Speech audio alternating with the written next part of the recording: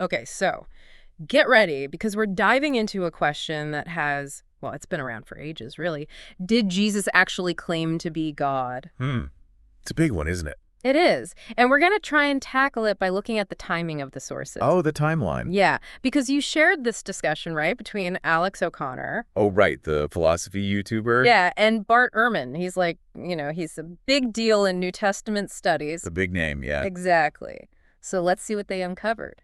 The timeline, huh? Yeah. I mean, yeah, it can make you think about things differently. It's like, imagine a detective trying to figure out a case.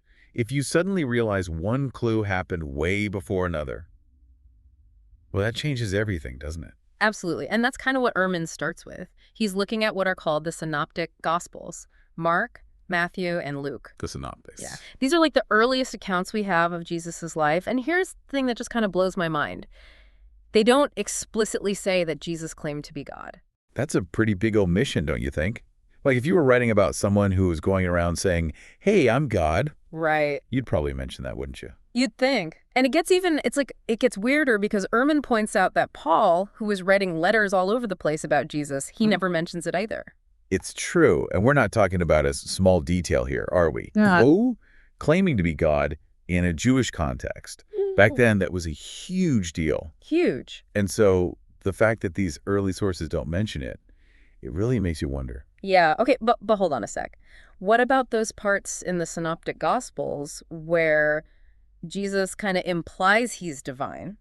Ah, I see what you mean. There's got to be something there. You're right. There are definitely passages that have caused, well, a lot of debate. Like one famous example is in Mark chapter 2, where Jesus forgives the sins of a paralyzed man. Right, right. And the Pharisees, well, they totally freak out because in their view, only God can forgive sins. That's the story. So doesn't that mean Jesus is basically saying he's God? Well, not so fast. Ehrman, he has a more nuanced take on this.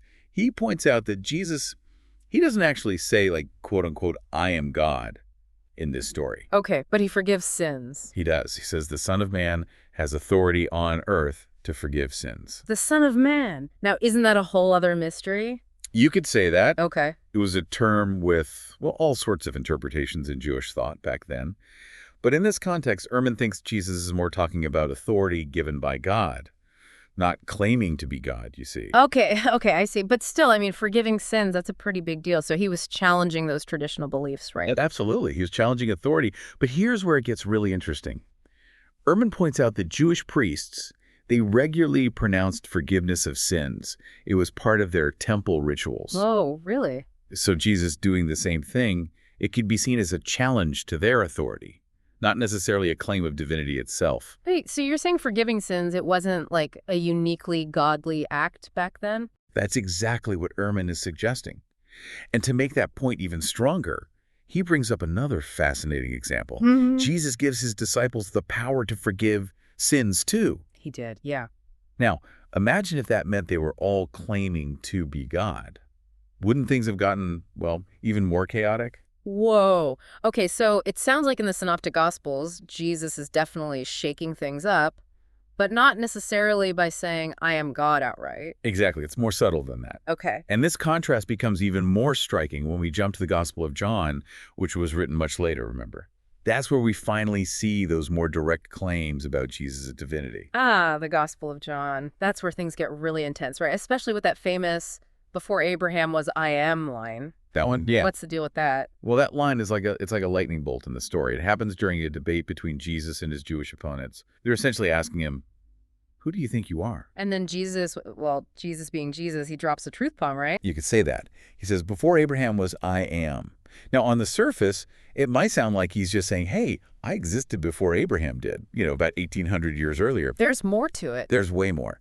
Because that phrase, I am, it directly echoes the name of God revealed to Moses in Exodus. In Hebrew, that name is Yahweh. Right. Often translated as, you guessed it, I am Ammo. W-H-O, I am. So imagine claiming that name in a Jewish context. It was a bold move. No wonder people were ready to throw stones. You bet. Yeah. They saw it as blasphemy, a direct challenge to God himself. Okay, but now I got to play devil's advocate for a second. Is it even realistic that Jesus would have said something that bold, especially considering, everything we just talked about in the earlier Gospels? You're right to question that, and that's where Ehrman gets really skeptical. He thinks it's highly unlikely Jesus would have made such a clear claim to divinity during his actual lifetime. I mean, think about it. Mm. If he had, wouldn't he have faced serious consequences much earlier on? It's true. So we're back to that whole timeline issue again. If Jesus was saying these things all along, why does it only pop up in John, which was written decades later? Yeah, it's a real head-scratcher, isn't it? That discrepancy raises a whole bunch of new questions. So we've got this puzzle, right? The earliest stuff we have about Jesus, it doesn't have him claiming to be God, but then later on in John, bam, it's like the main event. What happened? How did those early followers make that jump from radical teacher to, divine being? Well, that's where things get, they get really interesting. Imagine those early Christians trying to put it all together. Yeah. They've got their Jewish tradition with one all-powerful God, Right. but then they've also got Jesus, whose life and death was, well, it was like nothing they'd ever seen before. It's like they were starting a new religion without even knowing it. Did Ehrman talk about how that shift in thinking, how that might have happened? Yeah, he did. And one thing he brought up was the influence of Greco-Roman culture. I mean, that was everywhere back then, right? And they had all these myths about gods taking human form, walking among us. That was pretty mainstream stuff in the Roman world. So lots of early Christians have been familiar with those stories. So you're saying those, pagan ideas, they might have started to blend with the Christian understanding of Jesus? Not like a direct copycat thing, but more like those stories provided a framework, you know? It's like they already had this idea in their heads of what a God becoming human might look like. So when it came to Jesus, it maybe made that idea a little easier to grasp, especially for those outside of the Jewish traditions. That's a really interesting point. I never thought about it like that. Did Ehrman mention anything else? Anything else that could have contributed to this change? Yeah, he talked about the role of early Christian leaders, Mm. the theologians. I mean, as Christianity spread, they had this huge job Mm. making sense of Jesus's message and creating, I guess you could call it, a unified belief system. It's like they had to write the instruction manual for this whole new religion. Right, exactly. And what sources did they even have for that? Yeah. Well, they had Jewish scriptures, of course, but they were also drawing on their own experiences and interpretations of Jesus's life. Right. Plus, don't forget, there were already tons of debates and discussions happening. People arguing about who Jesus was, what his death and resurrection really meant. It was a lively time. So it wasn't like everyone suddenly woke up one day and agreed that Jesus was God. It was more of a gradual thing? Exactly. It was messy, it was complex, yet all these different viewpoints clashing and evolving over time. Which honestly makes it even more interesting to study. Right. It's like this big mystery that unfolded over centuries. Totally. And remember, that whole process of interpretation, it didn't just end with those early Christians. Different Christian denominations today, they still have different views on Jesus's nature and his relationship to God. Oh, yeah, for sure. So we're still figuring it out. We are. There's still so much to explore and debate. Absolutely. And that's the beauty of it. By looking back at those early debates, we get a deeper understanding of how these beliefs came to be and how they continue to shape the way people, even today, how they view faith and spirituality. Okay, so we've explored Ehrman's argument that Jesus didn't outright claim divinity, and we've looked at some of the things that might have led to the belief in his godhood. What else did they talk about, Ehrman and O'Connor, I mean? Well, they went even deeper into analyzing specific passages, especially from John, to see how those claims of divinity were presented. Okay, I'm ready for more. Let's dive into those specifics and see what other insights we can uncover. Okay, so we're back, and we've been talking about this idea that Jesus, well, he might not have explicitly claimed to be God during his life. Right. But then we have the Gospel of John. Yeah. Which is, well, it's full of those divine claims. Yeah. How do we make sense of that? It's like trying to fit two different puzzle pieces together that don't quite... They don't match. Yeah. And scholars have been going back and forth about the Gospel of John for centuries. Some people see it as a more spiritual or symbolic interpretation of Jesus's life. Right. While others think it reflects, a later stage of Christian belief where that idea of Jesus's divinity had already taken root. Okay, so let's say we go with Ehrman's view for a minute. Okay. That Jesus himself didn't claim to be God. Right. How does that work with what we read in John? Well, one big thing to remember is authorship. The Gospel of John is traditionally attributed to the Apostle John.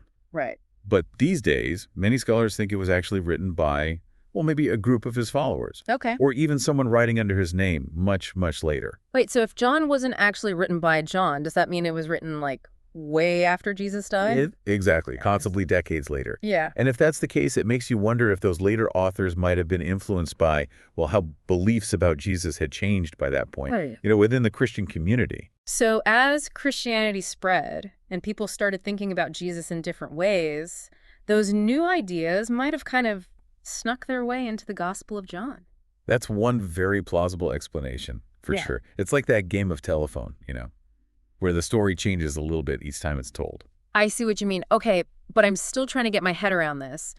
If Jesus didn't actually say he was God, how in the world did his followers come to believe it so strongly? That seems like a huge leap. It is a massive leap. But imagine you're one of those early Christians. Okay. You've just experienced Jesus' teachings firsthand. You've witnessed his incredible acts. Yeah. And then you see him die a brutal death. Yeah. And then suddenly there are stories that he's risen from the dead. They were grappling with these massive questions we still ask today. Like what? What happens after we die? What's the nature of God? Mhm. All those big questions. Yeah. So they were searching for answers.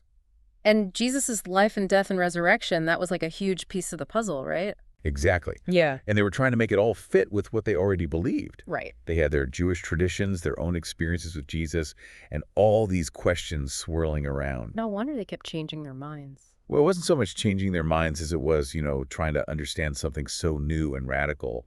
I guess that makes sense. History's not always a straight line, is it? Not at all.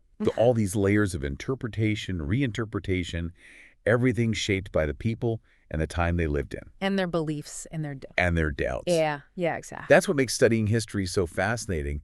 We're not just looking at, facts and dates. Right. We're trying to understand the hearts and minds of people who lived, well, a very long time ago. And their stories, those struggles to understand, those are still relevant to us today, aren't they? Absolutely. We're all still trying to make sense of the world of faith, of our own place in it all. Yeah. Yeah. And the questions those early Christians wrestled with, well, we're still asking them. We are. Well, I think we've done some serious deep diving today. We have. We've looked at Ehrman's argument, explored how the timing of the Gospels is so important, and we've even talked about how beliefs can evolve over time. It's been a fascinating journey, hasn't it? And like any good deep dive, I think it leaves us with more questions than answers. It does. Before we go, I want to leave our listeners with something to think about.